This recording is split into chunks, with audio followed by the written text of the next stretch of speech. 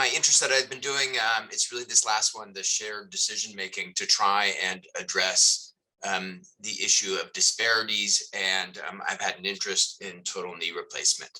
So thank you again to the Arthritis Foundation for the funding to help move this project forward. So just an overview, I'll go over some quick facts on knee osteoarthritis. I'm going to show you some of the abbreviations in this talk. Total knee replacement will be TKR. And so we'll look at some of the unique disparities that are seen in TKR utilization, go over some of the potential explanations for the disparities. And then I want to get after the question, which rate is right? Because patient preferences are important to consider in an elective procedure. We don't want to push patients into something that they might not want to, but we do want to address any structural or underlying reasons there might be some disparities. And then I'll go over the intervention that we're implementing and rolling out. And I'll be using AA as the abbreviation for African American in a lot of these slides. So first of all, knee osteoarthritis is common. As we age, the prevalence of either radiographic or symptomatic knee osteoarthritis increases over the years. And with that, there has been significant growth in total knee replacement. And if you look at this slide, the rate for women and a little lower for men has gone from 10 per 10,000 up to 70 per 10,000. So that's been approaching 1 in 100 patients getting a knee replacement. There has been many reports, this is probably the most frequently cited report about the disparities in utilization.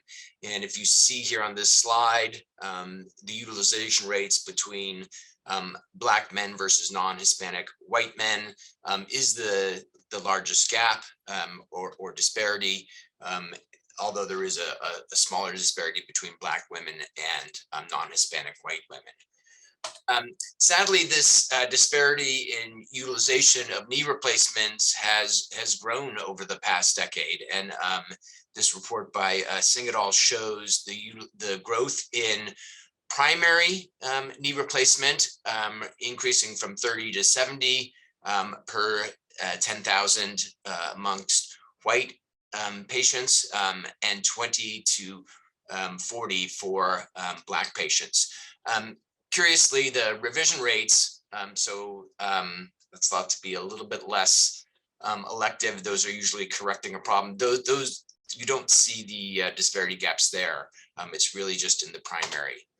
So in thinking about getting a knee replacement, it is a risk versus benefit evaluation, and the patient and the provider are both bringing their own assessments to the decision-making process. So in contrast to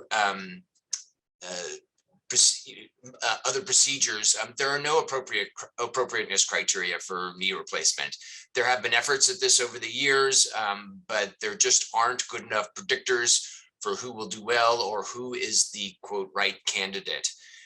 Knee osteoarthritis is not life-threatening. It's really a quality of life decision. And surgery offers clear benefits. When we look at the data, 90% of patients are happy to have surgery. There's great functional improvements, but there are immediate short-term risks. And as I mentioned, there's no ways of predicting these. So patient preferences are very important to consider in the decision-making process. So, who is evaluating these risk benefits of knee replacement? Well, the provider team, so the physicians will know the surgical risk the best. The surgeon can best describe perioperative expected outcomes and failure risks. The PCP will know, or the primary care provider will know the patient the best and can talk about individual patient risks. But it's really only the patient who can best value the perception of the risk and benefits for themselves. Some patients may be risk averse and really would want to avoid potentially bad outcomes. Others may be more risk taking and would value improvement over potential risks. It's evaluation of an active lifestyle. Some patients can modify their lifestyle so that their advanced knee osteoarthritis doesn't affect them that much. So you can have two clinically identical patients with identical expected risks and benefits that might value the risk or benefit of the surgery very differently. And we can see that there are differences in perceived benefits, differences in expectations, differences in treatment preferences, and those are seen between Caucasian and African American patients with osteoarthritis. So in this study here, the perceived efficacy of, for example, prayer, assist devices, or other natural remedies is seen as higher amongst African American patients. As far as utilization, use of over-the-counter medicines, relying on family or friends for a source of information, cutting down on activities, or applying topical creams are all more common amongst African American than Caucasian patients. And again, in large data sets, we've seen that utilization of knee or hip replacement is lower and continues to be lower in African Americans than white patients, and reliance on complementary medicine is higher amongst African American patients, including some of the ones highlighted here in this study by Ibrahim and colleagues. So in thinking about what to intervene on, there would be things that I would identify as modifiable factors. So knowledge deficits or errors in perception are things that you might want to correct. There are things that are either non-modifiable because you can't change those, such as sociodemographic characteristics, or things that it might not be ideal to try and change. You don't want to make someone become a risk taker when that they're not naturally interested in becoming a risk taker. Again, looking at outcome preferences, beliefs on the surgical system, concerns about transfusions, all of these are things that you might not want to try and change. So what are some of the structural challenges?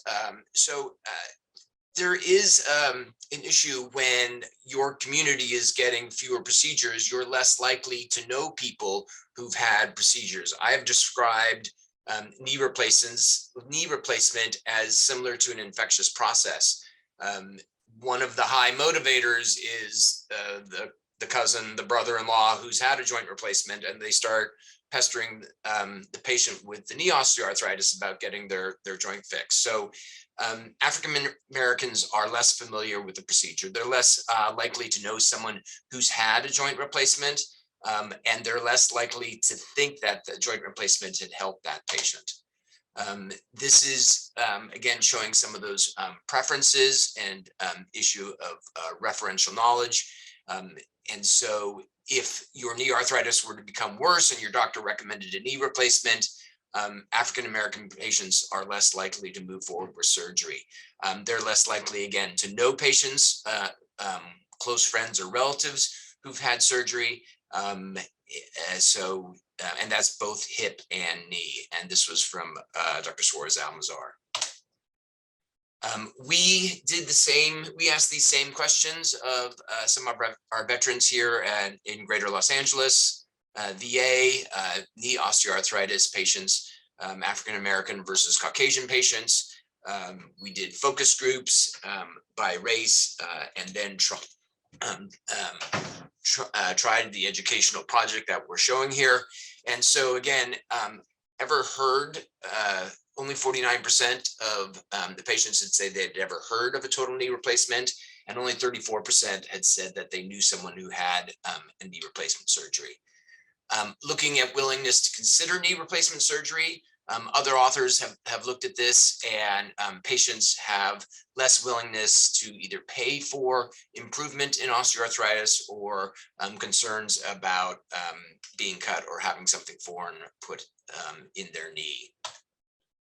So in thinking about an intervention, we thought about a fishbone model for all the things that might be contributing to lower utilization rates. And I'm not going to go through all of this, but I just want to highlight that the treatment goal is reasonably that we would like to have optimal total knee replacement utilization rates. And it may be that it's quite appropriate to have different rates between different groups of people because of perceptions. And so we don't want to change people's perceptions or risk taking. We do want to address if we see that there are misperceptions, that education could help change that and maybe increase utilization.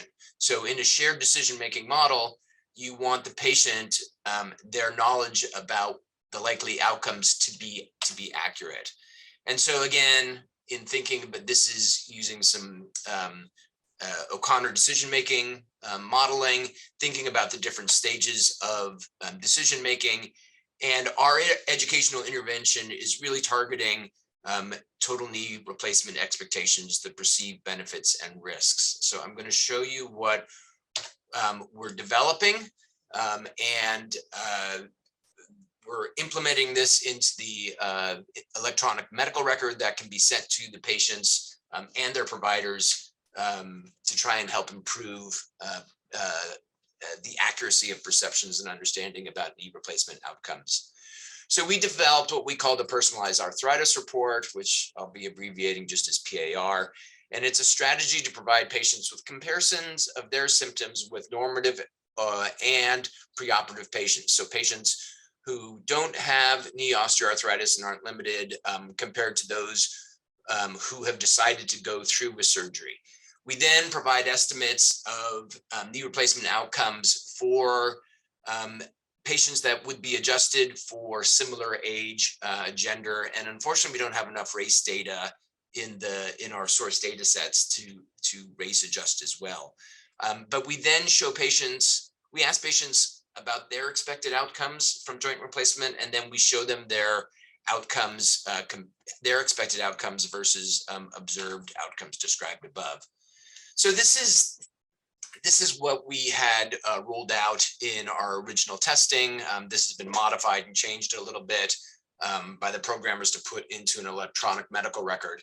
But again, the goals are to compare the patient symptoms, which would be scored here. This would just be with, originally it was with an SF36, now it's a KOOS score, but it will show patients their current physical function, and it'll show how that physical function compares to patients their age who don't have knee osteoarthritis.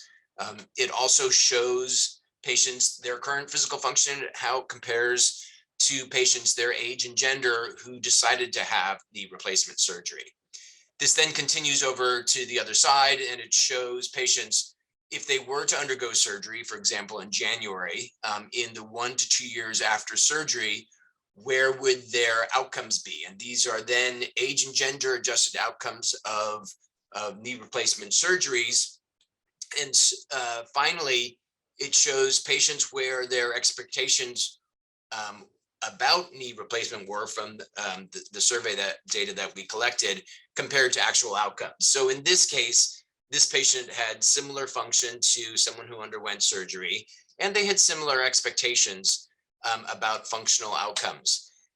When we looked at pain for this patient, their pain score was similar again to someone who decided to have knee surgery. Their expectations about outcomes after surgery, however, were significantly lower than the observed outcomes. So what happened when we showed these results to patients, and then we asked them again about expectations? So the darker gray bars are the pre-intervention expectations. The light gray bars are the post-intervention expectations. And so we had, again, a Caucasian group and an African-American group, and these were all veterans at the VA. These solid bars, these solid lines are then actual observed post-operative outcomes for expected pain. So you can see that patients have much poorer expectations, whether they're Caucasian or African American, but the African American expectations were much poorer than the comparative Caucasian expectations about surgery. And so these differences were significant. And when the intervention was watched, there were improvements, and those improvements eliminated the disparities or the differences in the expectations about postoperative outcomes. So we are seeing improvement in expectations about surgery. We will be rolling this out and sending this to patients. And our goal here with this project is to start looking at willingness to consider surgery, and in longer term studies then to see if changing expectations about surgery through a shared decision-making process, that this report will go to patients and their providers if this helps improve outcomes. So with that, I'll wrap up